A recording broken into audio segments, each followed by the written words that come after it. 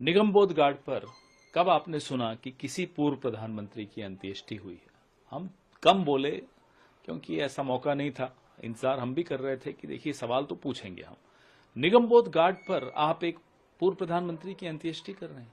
आपके पास राहुल जी और प्रियंका जी ने यहां तक कहा कि आप शक्ति स्थल से कोई हिस्सा लेना चाहें ले लीजिए, लेकिन उनको ऐसी जगह उनकी अंत्येष्टि होनी चाहिए जहां स्मारक बन सके उनका।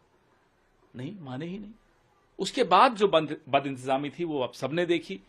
न आपकी एजेंसी अंदर अलाउड थी, सिर्फ दूरदर्शन अलाउड था अंदर, और दूरदर्शन कवरेज प्रधानमंत्री और मंत्रियों पे दे रहा था। अरे साहब, जिनकी अंत्येष्टि है उनके परिवार पर आपका फोकस नहीं है। हर जगह क्या प्रधानमंत्री को ही आगे लाना है?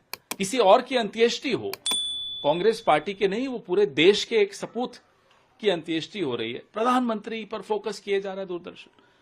और मनमोहन सिंह जी के परिवार के लिए फ्रंट रो में 3 कुर्सियां, उनकी 3 बेटियां हैं, उनकी पत्नी है, उन बेटियों के परिवार हैं। कांग्रेस के नेताओं ने संघर्ष करके, जद्दोजहद करके और कुर्सियां लगवाई फ्रंट रो में।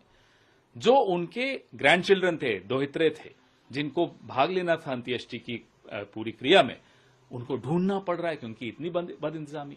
अमित शाह गृह मंत्री का जब मोटर कारों का कॉन्वॉय आया तो पूरी फ्यूनरल प्रोसेशन को डिसरप्ट कर दिया। इनके अपने मनमोहन सिंह जी के परिवार के सदस्यों की गाड़ियां अफरा तफरी में इधर उधर हो गई, फिर उनको ढूंढ के अंदर लाना पड़ा। डिप्लोमैट्स, राजदूत बहुत आए, उनको आपने कहीं पीछे बैठा दिया। फोकस सिर्फ और सिर्फ प्रधानमंत्री के चेहरे पर। ये कोई पूर्व प्रधानमंत्री को इस तरह का सम्मान देंगे आप, जिन्होंने 10 साल में और उससे पहले भी वित्त मंत्री की हैसियत से इस देश की अर्थव्यवस्था की कायाकल्प कर दी? उस व्यक्ति को आप इस तरह से अपमानित करेंगे? बहुत ही बदइंतजामी थी। जब राष्ट्रीय ध्वज मनमोहन सिंह जी की विधवा को सौंपने की प्रक्रिया चल रही थी, प्रधानमंत्री बैठे हैं वहां, खड़े नहीं होना क्यों?